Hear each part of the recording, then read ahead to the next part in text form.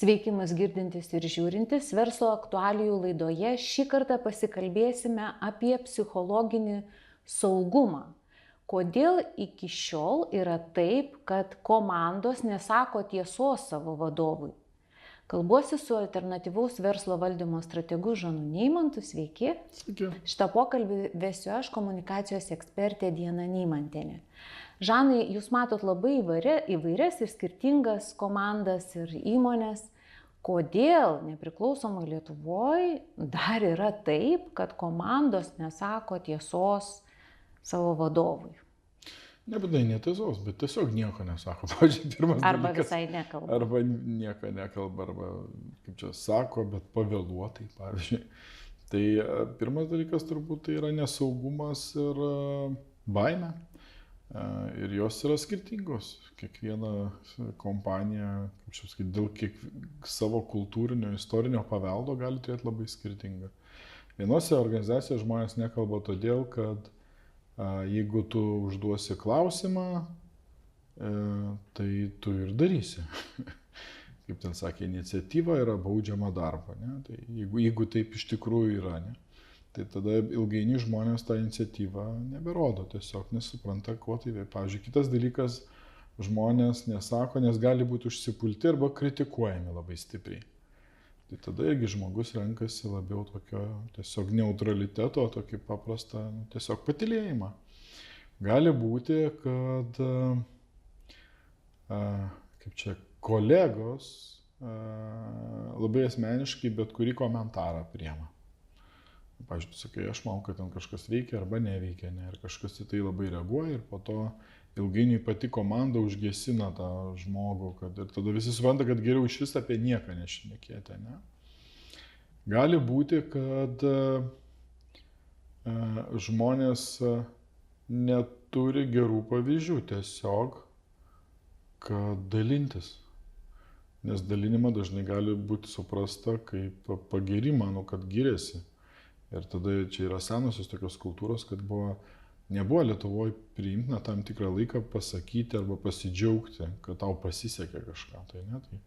Tai irgi gali būti priimta kaip pagirūniška ir taip toliau. Tai žmonės išmoksta nieko nebesakyti. Nei gero, nei blogo. Ne, tada, jeigu tu iškelsi problemą, tu gali būti padarytas organizacijai probleminių žmonių. Čia keli problemas, žodžiu, vien problemas tu čia matai. Tai žmogų paprastai irgi užgniaužia per laiką. Tai tos, sakyčiau, kaip čia sakyti, nesaugumo priežastys labai yra asmeninės iš vienos pusės, bet to pačiu ir socialiniai dalykai veikia. Tai visi išmokstam elgtis vienodai, kad būtų padoru ir kad niekam nekliūtų. Gerai, pailiustruokim, kaip vadovas galėtų suprasti, kad komanda nesako tiesos. Pavyzdžiui, tyla per susirinkimą. Tiesiog. Jisai klausia ir tiesiog tyla. Sako, ką jūs mano, to ir to klausimo. Ir tyla. Tiesiog. Tada gali būti, pavyzdžiui, ar turite ką nors pridurti ar pasakyti. Pavyzdžiui, irgi tyla, Tai tu supranti, kad kažkaip tai, Arba gali būti, pavyzdžiui, kad koridoriuje ir kažkur tai žmonės išgirsta, kad kažką aptarinėja, per susirinkimą paklausė, tai ką nutarė tuo klausimu ir vėl tyla. Arba gali būti priešinga nuomonė. Tai tiesiog tyla aplamai yra bloga byla, ne veltui taip sakoma. Aišku, mes kalbam... Pirmiausia, tai jau skamba kaip emociškai sudėtinga situacija, bet labai dažnai juk nepasakymas, tiesos nesakymas labai gali atsispindėti ir įmonės rezultatuose, tikslo siekime. Tai kur veda toks nesikalbėjimas arba tiesos nesakymas? Kaip tai tiesiogiai galėtų atsispindėti įmonės rezultatuose? Pirmiausia, jeigu, kaip sakyti, nekalbama arba laiku nepasidalinama, tai gali būti tiesiog ilgai atidėliojama, nemaloni tiesa iki tol, kur tai įvyks. Ne? Tai vietoj to, kad užkertam kelią kažkokiam, nuostoliui arba neprimtam sprendimui ir kažkas gaišta laiką dėl to, Ir tada staiga jau paskutinė akimirka, nes čia yra mes žmonės labai psichologiškai paprastai sutverti. Nu, aš gyvenu 5 mėnesius ir 2 dienas mane, reiškia, už rezultatą nudrožia, bet 5 mėnesius aš tai ramiai gyvenu. Tai šitoje vietoje irgi tie dalykai tokie žmogiški kartais gali būti. Tai šitą irgi akivaizdu yra, kad 5 mėnesius nieks nemato, nežino, tai tarsi slėpiu. Aiškiai, po to, kai jau suskaičiavo po 5 mėnesių, nu, tai yra problema, blogai, tai nežinau, išleidom pinigų per daug arba ne tą nupirkom, nežinau, gali būti įvairios tas. Ne, ir tada ten staiga. Ne. Kitas dalykas iš to gali vystytis nebaudžiamumas.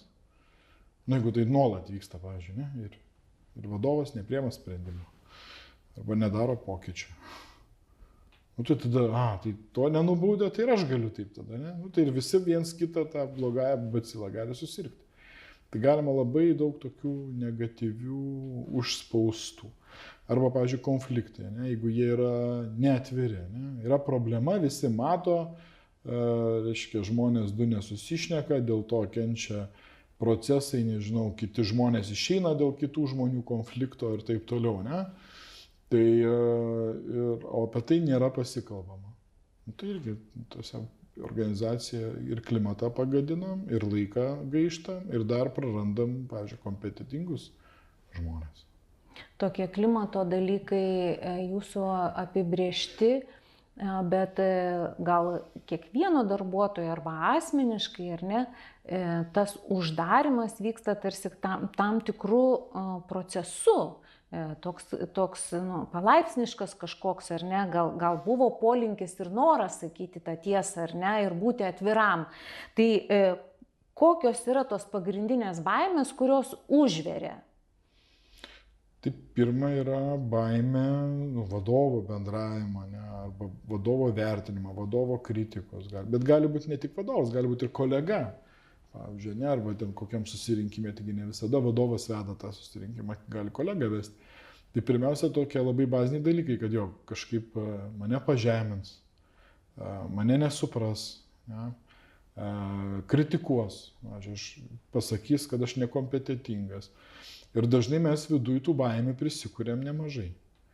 Tai aš galiu sugalvoti labai įvairių baimių, kad aš čia nereikalingas ir taip toliau. Tai šiuo atveju tai uždaro žmogų ir jeigu apie tai nėra kultūros atvirai pasikalbėti, kaip mes jaučiamės, ne, aš galiu jaustis blogai.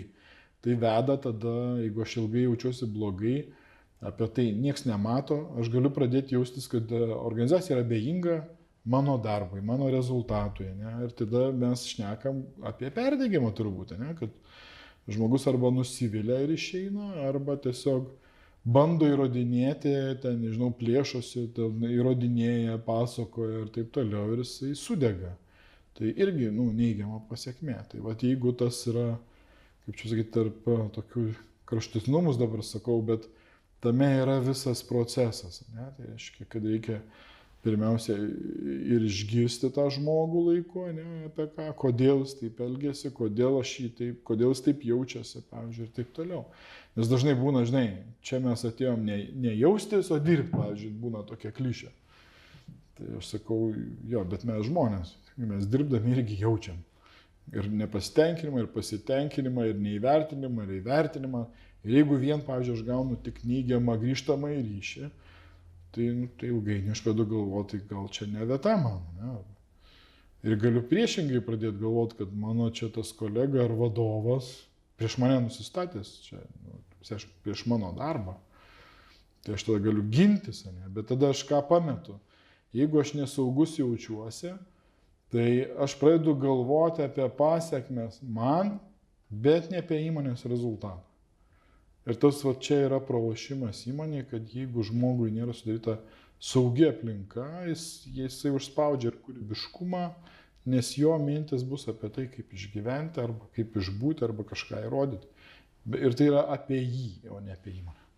Kartais vadovai nejučia naikina tą saugumą. Kaip jūs įvardytumėt, kokios vadovo klaidos labiausiai griauna tą pasitikėjimą arba atvirumą? Pirmiausia, turbūt yra neklausimų. Arba tokių direktyvių sakymų, kad tu tą daryk ir tarsi tu kaip robotas gali pasijausti. Ne? Antra yra turbūt nesidomėjimas manim kaip žmogum ir mano rezultatai. Nes kiekvienas darbuotojas nori prisidėti prie įmonės prasmės, prisidėti prie rezultato ir taip toliau. Arba, pavyzdžiui, būna tokių situacijų, kad jeigu gerai, tai čia vadovo darbas, jeigu blogai, tai čia jūsų pavaldinių. Tai tų klišių yra daug rinkoje ir manau, kiekvienas yra išgyvenęs, kai tai būna. Ne? Arba tu sakai idėjas ir nuolat vadovas kritikuoja. Nu, tai ta kritika tiesiog, jeigu tu, pažiūrėjau, niekad nepagirti, ne? Nu, tai irgi tas žmogus, jisai dega pabiškiai. Tai tas vadovas, aš sakyčiau, čia yra labai daug, jis turi tos išminties turėti ir balanso, ne? Iš vienos pusės turi suteikti ir tikslus, ir viziją, ir įtraukti į tą darbuotoją. Bet jeigu aš tai darau saugumo sąskaitą, aš sakau, žiūrėk, čia dabar naujas pasaulis, čia mes dabar eisim, čia bus kitaip, čia mes tuos atleisim, tą priimsim, čia perrašysim, taip toliau. Ir žmogus galvoja, pala, aš visai net nenoriu į tą pasaulį eiti, ne? Kaip ir man čia patrauklu, bet tuo pačiu viskas sugriaus. Tai irgi tas balansas turėtų būti aiškus. Persibėgom per tuos negatyvius ar ne, tokius, jau sakykime, virtusius klišėm arba klaidom, elgsenos būdus vadovo, o kaip vadovas galėtų kurti psichologiškai tą saugią aplinką, kas tai galėtų būti, kaip jam padėti, gal galėtumėt pasakyti keletą pavyzdžių. Paprastai įmonės, kaip aš sakau, kai man sako, tai kaip pagerinti klimatą arba kaip tą saugumą sakėti, aš sakau, pirmiausia, reikia neužmiršti, kad personalo valdymo yra instrumentai, ne? Tai ir metiniai pokalbiai, ir rezultato aptarimo, ir dalinimuose, bet yra ir kitų dalykų, kuriuos yra tekę daryti. Pavyzdžiui, kurti džiaugsmo susirinkimą. Kai kuris sako, tai čia toks juokingas, žinai. Bet aš sakau, man tai patiko dėl to, kad vadovas iki tol iš vis nemokėdavo pasidžiaugti, o tam susirinkime buvo galima tik džiaugtis. Ir įžodino daug džiaugsmo ir įžodino dalykų. Pats ir privertė kitus įžodinti, nes dažnai kolegiškai mes nepasidžiaugiam. Tai kartais reikia net sukurti tokį ritualą, ne, kad tą pabandyti formaliai, kartais atrodo naiviai, juokingai, dirbtinai, bet po 3-4 karto žmonės pradeda priimti ir suprasti, kad tai irgi prasminga. Tai aš sakyčiau, tos praktikos tokios, pirmiausia, naudokitės personalo valdymo visom galimybėm, ir metiniais pokalbiais, ir susirinkimų kažkokio vedimo, ir taip toliau, tada asmeniniai pokalbiai, tikslų pokalbiai, ten one-to-one, čia tokių madų būna užeina, tada ten kokio nors, nežinau, ten mokymai irgi, ten pasidalinimai, ne, ar ten gali būti procesuose kažkokie pokalbiai, kur, bet vadovas turėtų labai daug dėmesio kreipti klausimą ir užduoti klausimus, kurie nebūtų primesti. Pavyzdžiui, kaip tarsi pasitartume, kaip tu galvoji va šitą ir šitą dalyką, kaip tu darytum, arba kaip tu darytum vietoj manęs. Ne, o kaip tu galvoji, kaip būtų geriausia dėl darbuotojų. Tai negu vietoj to, kad darysim taip ir taip ir taip. Tai yra du skirtingi dalykai, nors mes tą patį rezultatą galim pasiekti. Bet kai aš kartu tartis su darbuotojais, ne, kartais truputį juos pačelendžia, aš tai vadinu, kad truputį ambiciją paauginta. Ne, tai tu gali pasižiūrėk, tik tau pasisekė, ne. Tu gal, o šitą gal paimk, pasidžiaugsim, už savaitės aptarsim, kaip tau pasisekė, ne? Arba ne, tu privalai už savaitės padaryti šitą ir šitą, skamba visiškai. Ir atrodo tai, maži dalykai, bet jie yra labai svarbus, nes jeigu mes sukuriam tokią nesaugią aplinką, žmonių dėmesys yra juos pačius, jie užsidaro, jie nebetiks idėjų, jie nebekreips dėmesio į tai, kas blogai. Jie nebus inovatyvūs, jie nebus variklio, ne? Nes tik tais saugioje aplinkoje darbuotojai tampa varikliu. Jie pradeda sakyti, kas blogai, kas gerai, kas jam padeda, kas nepadeda. Jeigu yra nesaugu, yra priešingai, visi užsidarėm ir variklis bus tik tiek, kiek tu pastumsi.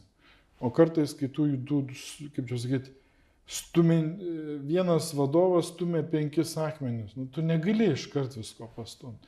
Tai gal verčiau yra turėti daugiau savarankiškus ir pasitikėjimo turinčių žmonės ir turintis santykius, ne, kur yra teisingi santykiai. Tai aiškiai ir atvirai, ir diskutuoti, ir priimti.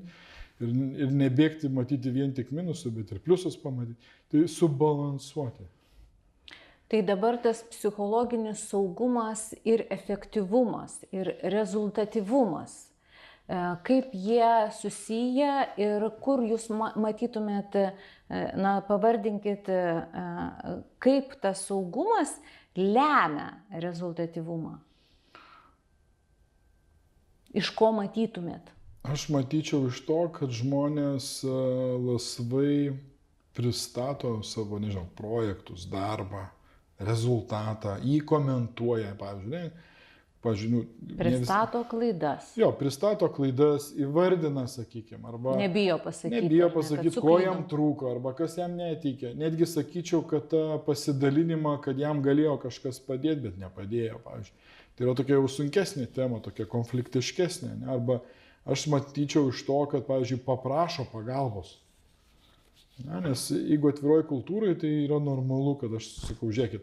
Tada, pavyzdžiui, normalioje kultūroje, kai yra saugu, žmonėms yra leistina klysti. Ir žmogus sako, jo, suklydau, nepasiruošiau, nespėjau. Ne? Kultūrai, kur yra nesaugu, niekada taip nebus pasakyta. Niekada aš apie klaidas nekalbėjau. Nes aš saugau save, aš nesuku galvos apie kitą. Dažnai įvyksta tokie dalykai, kad netinka įmonės kultūra, daug dalykų ir elgsenos būdai, ar ne, ir dialogo nebuvimas pakeičia įmonę. Ir kaip perėjau, ar ne, iš tos tokios komandos, kuri tylėjo ir nieko nesakė. Tai kaip mokytis man tos elgsenos, patarkit tam darbuotojui, ar ne, tas atviras, kuris jisai turėtų ieškoti to pokalbio, kaip jisai, nes visa elgsena yra, neturiu įgūdžių, ar ne, tylėjau, nes buvo baimė, kuri valdė. Čia nepaprastas uždavinys. Aš sakyčiau, kad turbūt net jeigu iš tokios kultūros ateinam į organizaciją, kur viskas yra atvira, ne, tai visi greit pamatys, kad tu užsidaręs. Nes visi dalinsis, o tu tylėsi. Tai aišku, linkiu visiems, kaip čia sakyti, tiek keisti tas organizacijas į atviresnės ir pataikyti į tuos, bet yra ir priešingai. Tai iš atviros kultūros ateina į uždarą ir sudegina tada į tą žmogų, ne, ten, greitai arba vadovas, arba į komandą, arba net savo padalinys, tai žinau, gali būti labai skirtingai ta vieta. Tai čia yra daug tokių, ne nuo vieno žmogaus priklauso, taip, nuo tavęs asmeniškai daug kas priklauso, tu pasirinkai kiekvieną kartą pasakyti ar ne, bet mes esam ir socialiniai asmenys, ne? Ar aš noriu būti komandos dalim, ar aš nenoriu, nes yra žmonių, kurie tiesiog yra geri, puikūs specialistai ir jie ne komandiniai žmonės, bet jie puikiai daro savo darbą. Yra darbų, kur mes tik komandai galim atlikti, tai tada vėl, ne, ta komanda turi savo taisyklės, tą formalę. Aš sakyčiau, kad padeda ir tie paprasti žingsniai kartais įsivardinti, kokias taisyklės susirinkime. Tai kas tas yra atvirumas, pavyzdžiui, įsivardinuot. Kada laikysim, kad mūsų organizacija jau pakankamai atvira, pavyzdžiui. Iš ko spręsim. Ir vien pakalbėjus apie tai mes tikrai rasim punktų, ką mes laikysim atvirai. Ir turbūt mes lygiai taip pat įvardinsim, kas nepadeda šitam dalykui skleistis, ne? Neišklausius kritikuoti, pavyzdžiui. Ne? Nes dažnai žmogiškai tu klausai ir vadovai dažnai, aš irgi ir pats sustosiu, kad aš turiu save priversti patylėti ir išklausyti žmonės. Žmogus jau pradeda kalbėti, aš jau žinau atsakymą, jį numušu, pasakau, kaip turi būti ir išgydau ir žodžiu, o gal žmogus pradėdamas sakyti norėjo kažką pasiūlyti, o aš jo nedaklausiau. Tai šita pagunda yra pas visus ir tai tikrai nesukuria daugiau saugumo. Dažnai mes psichologinį saugumą susijam su tokiu psichologiniais dalykais tarsi, bet labai retai pagalvojam, kad pats efektyvumas įmonės irgi priklauso nuo mūsų psichologinio saugumo. Tai kaip dabar neperlenkti lazdos, kaip tą tokį jautrų, aktyvų, proaktyvų žmogų nenurašyti, kaip čia tą įsivertinti ir kas tą turėtų įsivertinti ir kas pralaimi, o kas laimi.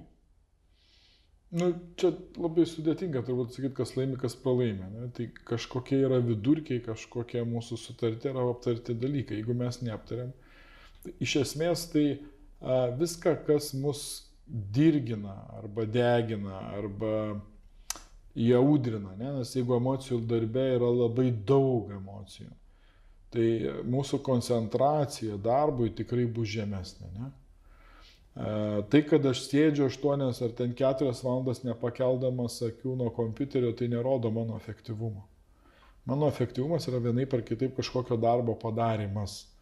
Ir jeigu aš esu išsiblaškęs arba blaškomas arba negalintis susikoncentruoti, tai mano efektyvumas krenta.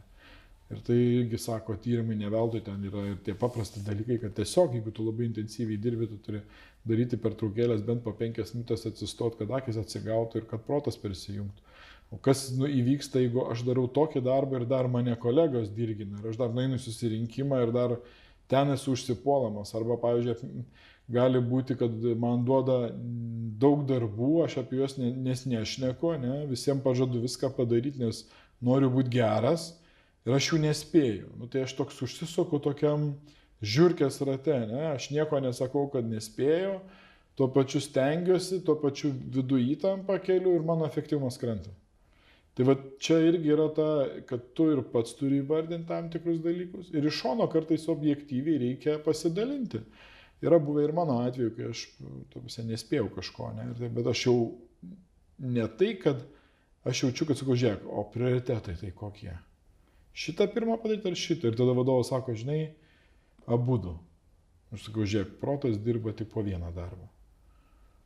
Nu tai gerai, skirk ten laiko kažkaip per pusę ir taip toliau, bet, tai gali būti kažkokia ekstra, bet šiaip žmonės, iš esmės dėmesį laiko ties vienu darbu. Ir gali būti eilė, bet jeigu manim nesidomama ir tikimasi, kad visi visko iš vieno, aš jau nekalbu apie tai, kad jeigu tu dar esi padalinė, kur atskiri padaliniai ir atskiri vadovai kokioj matriciniai savo struktūrai dar tau sumeta darbus, tai realiai apart tavęs niekas nemato tavo, kaip čia pasakyti, darbų pločio, ilgio, gylio, ne? Ir tai yra problema. Tai vienintelis būdas tai spręsti yra kalbėtis, sodintis, nežinau, komandą, vadovų komandas ir kalbėti apie tai. Tai tas efektyvumas ir jeigu aš matau, kad nebespėju, tai pirmiausia, ką aš darau, aš gesinu savo iniciatyvą ir savo įžvalgą, analitiką ir mano fokusas susiaurėja ties to. Ir turbūt tame yra ir kūrybiškumo praradimas. Tai dabar jau visai artėjant prie pabaigos, kad neliktumėm tik tai tie, kurie sakytumėm, kad čia tokia visai negatyvi ir nesaugi psichologiškai aplinka ir toks modelis vyraujantis yra. Tai jeigu jau tikrai būtų ta saugi psichologiškai aplinka, tai kokį efektyvumą, ką tos komandos turėtų ir kaip vyktų tas pokalbis, ar ne, kaip pavyzdį? Tai pirmiausia, turėtų būti dalinamasi tuo, ką aš nuveikiau ir kuo džiaugiuosi ir kur turiu iššūkių. Tada mokėčiau paprašyti pagalbos. Tuo pačiu visiškai galbūt aš turiu įžvalgų nesusijusių su mano darbo kolegom padėti galiu, prisidėti ir net dėl įdomumo paremti, ne? Tuo pačiu aš galiu siūlyti pokyčius kažkokius, ar planus, ar įžvalgas ir taip toliau, ne? O vadovo, aš sakyčiau, jie irgi turėtų dažniau klausti atvirų klausimų, pagalbos paprašyti tam tikrą prasme. Galima dalintis plačiau negu įprastai, skirti laiko išklausimui, dėmesiui, naudotis, kaip minėjau, personalo visais valdymo įrankiais, kurios yra vadybiškai sukurtos, ir pokalbiai, ir metiniai, ir jeigu reikia, džiaugsmą susirinkimą turėti, ir pastebėti ir gerus dalykus, ir blogius. Ir aš manau, kad kitas dalykas, kad prasmė organizacijoje irgi būtų kuriama.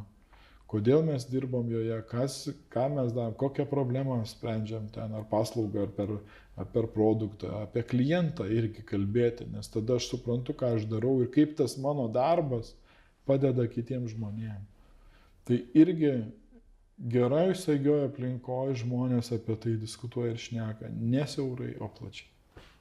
Taigi tyla būtų tas ženklas, ar ne, kad kažkas yra truputį ne taip, o kalbėjimasis, ar ne, atviras išsakymas būtų apie tai, kad mes kartu kažką galim padaryti ir judėti toliau.